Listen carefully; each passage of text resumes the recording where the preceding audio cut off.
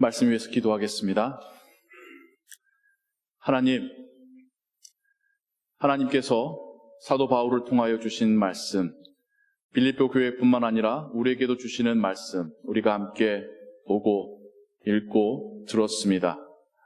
이 말씀을 온전히 깨닫고 이 말씀에 순종하기 위하여 성령 하나님의 도우심이 필요합니다. 우리의 일상에서 이 말씀이 계속해서 떠오르고 우리의 마음에 하나님께 주시는 감동이 되어지고 우리로 순종할 수 있도록 도와주시옵소서. 주 예수 그리스도의 이름으로 기도하옵나이다. 아멘. 계속해서 빌립보서를 여러분들과 함께 읽어가고 있습니다. 지난 시간에는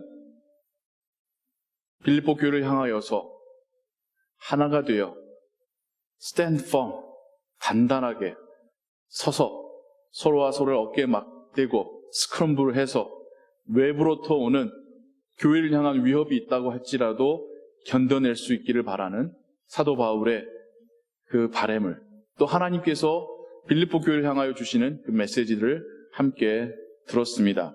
그때 27절에서 우리가 계속해서 반복적으로 표현되는 하나됨이라고 하는 표현을 듣게 되었었지요. 그가 말하기를 너희가 일심으로 한 마음으로 서서 한 뜻으로 복음의 신앙을 위하여 협력하는 것을, 하나됨을, 협력하는 것을, 한 마음을, 한 뜻을 갖는 것을 강조한 바울의 목소리를 들었고요. 오늘 우리가 다시 한번 또 듣게 되는 이어지는 그의 편지의 내용에 그가 또 이런 말을 합니다. 마음을 같이하여 같은 사랑을 가지고 뜻을 합하여 한 마음을 품어. 지금 우리가 지금 장조를 구별한 것이지, 바울은 하나님께서 바울을 통하 이 메시지를 주실 때에는 계속해서 이어지는 글귀입니다. 그런데 조금 전에도 한 뜻으로 함께 서서 한 마음을 이루라 라고 했었던 바울이 지금 또 다른 말 하기 전에 다시 한번 또 무슨 말을 하냐면 마음을 같이 하고 같은 사랑을 품고 뜻을 합하여서 한 마음을 품으라. 다시 한번 빌립보 교회를 향하여서 하나됨에 대하여서 강조하고 있습니다. 성경을 찬찬히 읽으니까 와우, 바울은 왜 이렇게까지 이야기를 했을까라는 당연한 질문이 떠오르게 됩니다. 빌립보 교회를 생각해 보면요, 빌립보 교회는 바울이 의도하지 않았었던 교회입니다. 원래 그의 첫 번째 선교 여행지가 지금의 터키 지역, 그 당시에 소아시아 지역이었었습니다. 아시아 대륙의 시작이었던 거죠. 그리고 두 번째 선교 여행은 첫 번째 선교 여행에서 세워졌었던 교회와 그 공동체들, 교인들을 만나러 출발했었던 게 두 번째 선교 여행이었습니다. 근데 그 여정 가운데 그는 그 교회들을 다 만난 다음에 더 깊숙이, 아시아 깊숙이 들어가기를 바랬는데 하나님께서 그 얘기를 계속 막으시는 거예요. 여러 가지 정황상으로, 상황상으로 길이 열리지가 않는 거죠. 그러면서 오히려 꿈속에서 저 해협 건너편에서 유럽 땅에서 사람들이 손짓을 하며 건너와 우리를 도우라라고 하는 꿈을 꾸게 됩니다. 그는 이것이 성령의 인도하심을 깨닫고 순종하여서 원래 그가 계획했었던 방향을 수정해서 유럽으로 건너가 복음을 전하기 시작하는데, 그렇게 해서 처음으로 교회가 세워진 교회가 바로 이 빌립보 교회입니다. 유럽의 첫 교회인 거죠. 하나님의 인도하심으로 바울의 계획 가운데 없었던 유럽의 첫 교회가 빌립보 교회입니다. 한 가정에서 시작된 그 교회가, 사도 바울이 거기서 오래 살았던 것도 아니에요.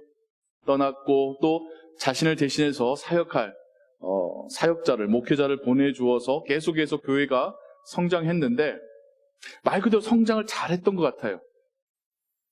점점 모여짐이 커지고 그 안에서 신앙이 자라가고 또 그 안에서 그냥 사람들의 무질서한 모임이 아니라 나름 질서도 생겨나고 서로 지위 고하와 역할 분담도 생겨나고 교회라는 모습으로 형태를 갖춰가게 된 듯합니다.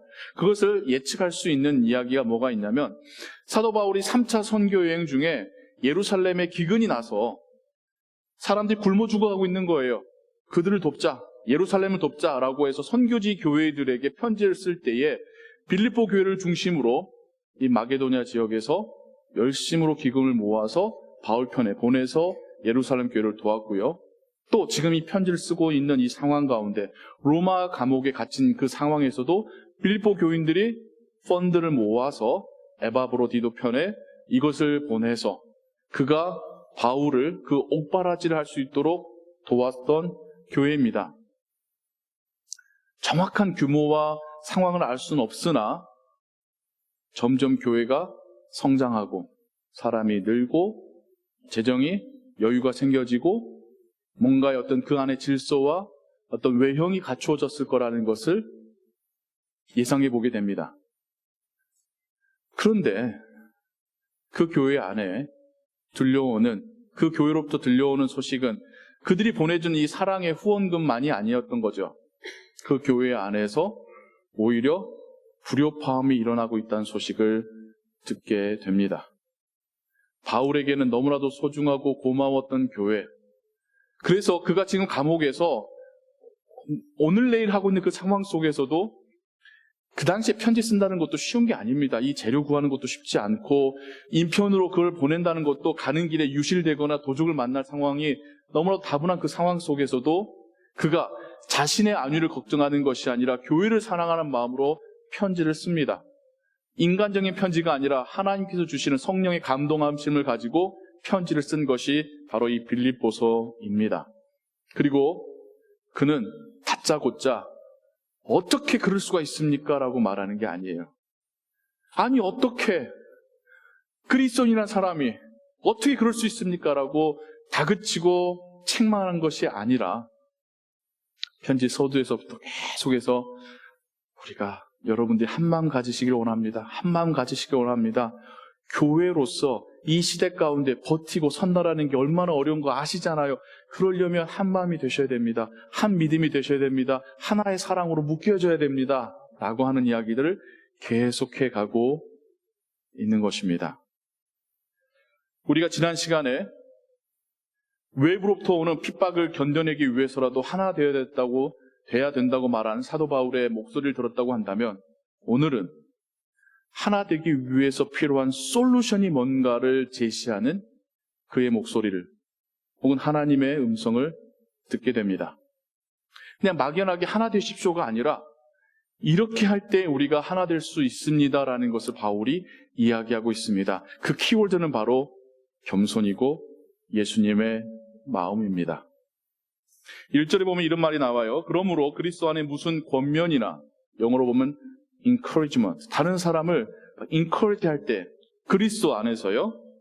사랑의 무슨 위로나 다른 사람에게 위로해 줄 때 사랑의 마음을 가지고 힘들어하는 사람을 위로해 줄 때 성령의 무슨 교제나 성령께서 주시는 마음으로 그리스도 안에서 형제 자매의 교제를 나눌 때나 긍휼이나 자비가 있거든 교회에서 신앙생활과 사역을 통하여서 어떠한 좋은 의미 있고 좋은 사역을 할지라도 가장 중요한 것은 한 마음이 되어야 되는데 그 마음이 하나 되기 위해서는 겸손이 필요합니다라는 것을 바울이 말씀하고 있습니다. 교회의 역사를 보거나 한국 교회의 역사를 보거나 개별 교회의 그 시간의 흐름을 보아서도 우리는 비슷한 모습들을 자주 발견하곤 합니다. 처음 시작했었던 그 초심이 규모가 커지고 사람이 많아지고 재정적인 여유가 생기고 건물이 생기고 그 안에서 직분자가 나눠지고 체계 질서, 위계 질서가 세워져 가면서 점점 제도화되어 가는 모습을 보게 됩니다. 로마로부터 핍박받던 초대교회와 로마에게 공인되어져서 국가 종교가 된 이후의 기독교는 상당한 변화의 모습을 우리에게 보여주고 있습니다. 종교개혁 당시에 개신교가 천주교의 핍박을 받을 때의 모습과 나중에는 국가적인 도움을 받으면서 개신교 자체로 세워져서 제도화되고 조직화됐을 때의 모습은 또한 다릅니다. 한국교회 역사 속에서도 일제의 핍박을 받을 때와 혹은 6.25 동란을 통하여서 교회가 흩어지고 핍박받을 때의 교회의 신앙과 경제적인 부흥과 함께 교회 건물이 날로 세워져 가고 많은 사람이 모였을 때의 교회는 달라졌습니다. 이민교회도 별다를 바 없지요. 처음 이민 와서 힘들게 일주일에 6일 일하고 지친 몸으로 하나님 앞에 나와 예배할 때의 이민교회와 이제는 삶이 넉넉한 사람들이 수많은 사람들이 모여서 우리의 자체의 건물을 가지고 위계질서를 세우고 조직화해서 하나로 교회로 세워졌을 때의 이민교회는 달라져 있습니다. 빌립보 교회만의 이야기가 아니라 역사 속에서 수없이 보아온 교회의 이야기고 한국에서 보았었던 교회의 이야기고 오늘날 미국 땅에 있는 이민교회의 이야기이기도 합니다. 그런 우리들을 향하여서 하나님은 겸손하라라고 말씀하고 계십니다. 겸손함으로 하나 되라라고 말씀하고 계십니다. 단지 빌립보 교회만이 아니라 미국의 교회들을 향하여, 한국의 교회들을 향하여, 미국에 있는 이민교회들을 향하여, 우리를 향하여 겸손하라라고 말씀하고 계십니다. 단지 조언이 아니라 지나가는 바람이 아니라 어찌 보면 하나님의 엄중한 목소리로 교회가 본질을 회복하기 위해서는 겸손하라라고 말씀하시는 겁니다.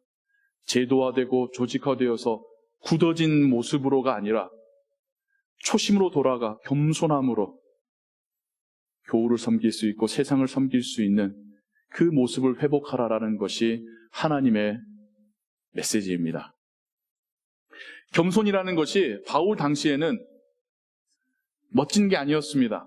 미덕이 아니었습니다. 로마의 문화 속에서 슈퍼스타가 나타나는 게 부러운 것이고 다 그걸 지향했지 아래로 내려가서 겸손하게 섬기는 사람은 없었습니다. 겸손하게 아래에서 섬기는 모습은 노예나 종이나 3등 시민뿐이었습니다. 힘없는 자가 겸손의 자리로 내려가지 힘 있는 자가 밑으로 내려가는 법이 없었습니다.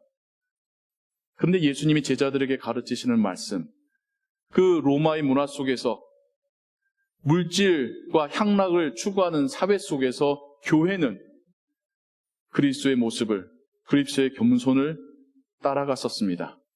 교회가 그리스도의 겸손을 따라갈 때에 교회는 교회다워졌고 진정 교회를 통하여 하나님의 능력이 나타났으며 천국의 기쁨이 그 가운데 임재했었습니다.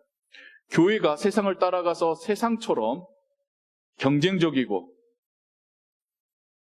외모지향적이고 물질지향적이고 수입과 지출을 따지고 효율성을 따지는 순간 교회는 교회의 힘을 잃게 됩니다. 교회를 통해서 하나님이 일하실 게 없어집니다.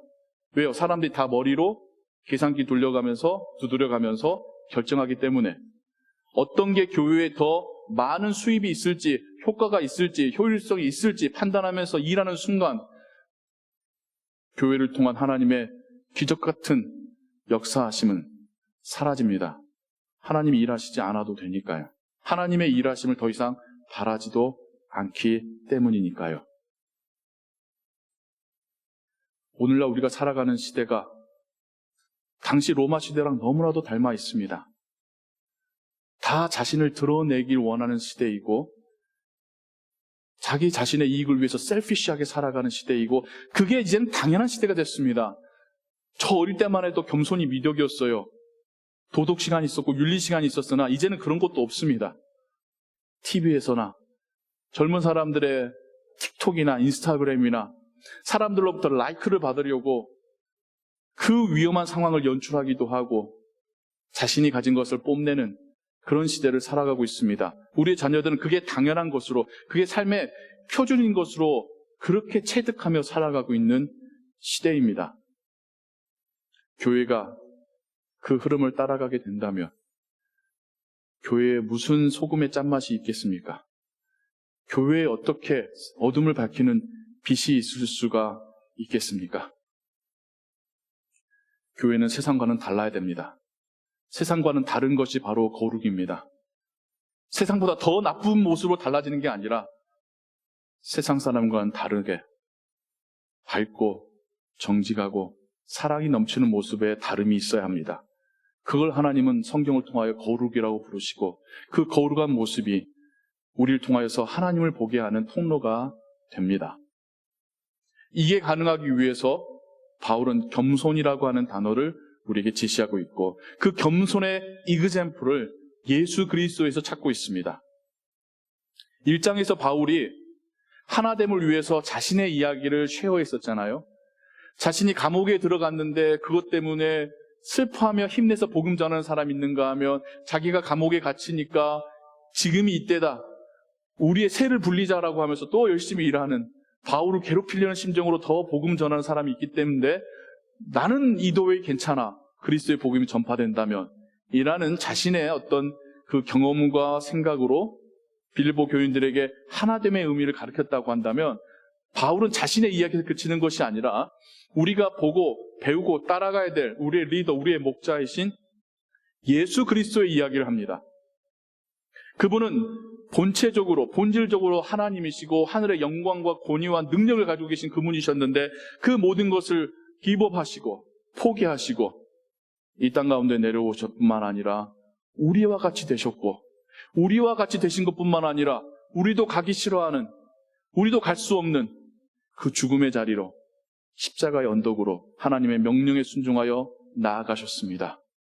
이 주님의 마음을 본받는 것이 겸손이고 우리가 이 마음을 함께 품을 때에 하나 될 수 있습니다. 우리가 하나 된다면 세상이 어떤 핍박이 우리에게 다가온다 할지라도 우리는 stand firm, 굳건하게 서일 수 있습니다. 라는 것이 지금 바울의 당부입니다. 예수님의 그 겸손의 모습을 세 가지의 단계로 정리해 보자면 첫 번째는 기브업, 자신이 갖고 있는 권한과 능력을 포기하셨던 것이 예수님의 첫 번째의 겸손이셨고 두 번째가 아이 레벨링, 우리와 같이 되셔서 우리의 눈높이를 맞추시고 더 우리를 이해하시고 더 우리를 사랑하시고 우리처럼 되신 것이 예수님의 두 번째 겸손이라고 한다면 세 번째는 obeying to death, 하나님의 그 죽음의 명령 앞에서까지도 순종하시는 것이 예수님의 세 번째 단계의 겸손이셨습니다. 우리가 어떻게 그렇게까지 합니까? 우리가 뭐라고, 티끌만한 가치도 없는 우리가 뭐라고, 우리가 하나님의 아들이신 예수 그리스도가 하신 일을 우리가 할 수 있겠습니까? 하지만 예수님의 마음을 본받아서 그분이 가신 길을 따라간다면 우리도 예수님처럼 기브업, 내가 가지고 있는 권한, 자격, 권리, 때로는 포기할 수 있는 것, 때로는 사용하지 않을 수 있는 것이 겸손의 시작이고요. 나와 생각이 다르고 또 내가 볼 때는 어설퍼 보이는 그 사람을 무시하는 게 아니라 아이 레벨링, 그 사람의 상황으로 내려가서 왜 그 사람이 그런 일을 겪었을지, 왜 그 사람이 이렇게 행동했을지, 왜 그 사람이 이런 생각을 품었을지를 이해해 보려고 아이 레벨링, 나를 낮추는 것이 우리가 할 수 있는 두 번째의 겸손이고요. 세 번째가 obeying to the word, 하나님 말씀에 순종하는 것. 내가 손해본다 할지라도, 내가 희생한다 할지라도 하나님 말씀에 순종할 수 있는 것이 우리가 할 수 있는 세 번째 단계의 겸손이겠습니다. 그리스도인들이 born again 했다고 하죠. 거듭 태어났다고 하죠. 우리가 거듭 태어났다는 말은 무슨 의미일까요? 우리는 첫 번째 거듭 태어났다는 것을 이렇게 이해합니다. 이젠 내가 천국 갈 수 있겠구나. 내 마음에 하나님이 살아계시고 그분이 나를 사랑하시는구나. 내 죄마저도 씻어주셨구나라는 것을 확신하는 것을 born again이라고 생각을 합니다. 틀렸던 건 아니에요. 근데 그건 출발점일 뿐입니다. 거기서 출발해서 나아가야 됩니다. 거기서 시작해서 성장해 가야 됩니다. 어떤 모습으로 성장할 것인지 예수님을 닮는 모습으로. 그걸 확신한다고 해서 born again이 완성된 것이 아니라 이제는 내 안에 예수님의 모습이 드러나는 성장이 있을 때에 바울이 말하는 너의 구원을 이루라 라고 하는 그 명령에 순종하는 것입니다.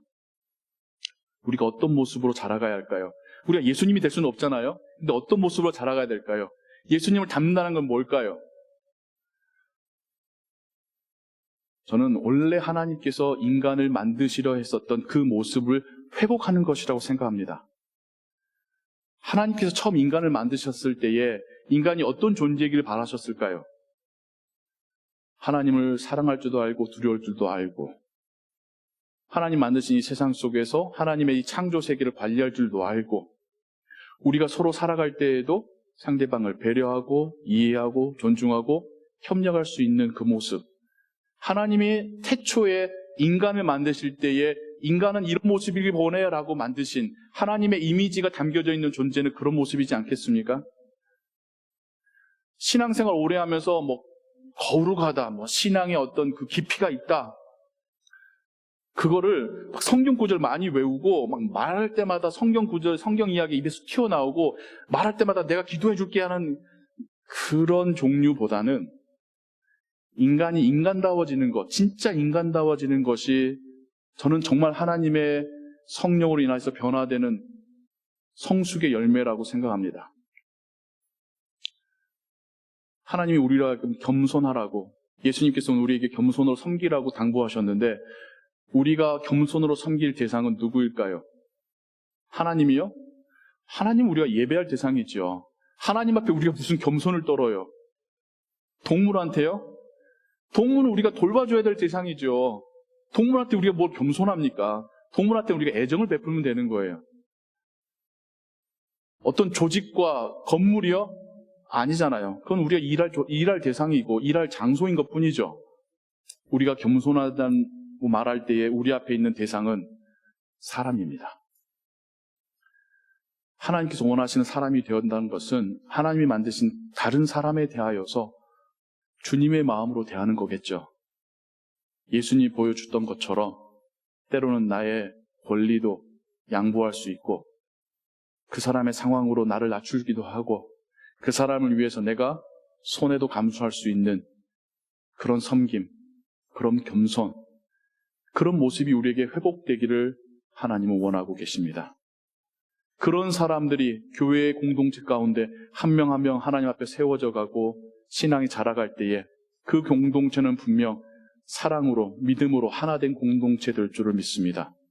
그 공동체를 향하여서 사회적으로나 아니면 자연재해적으로 어려움과 핍박이 닥친다 할지라도 함께 서서 서로를 붙들어주고 함께 견뎌내고 더 하나님의 나라의 빛을 드러내는 그런 공동체 될 줄을 믿습니다.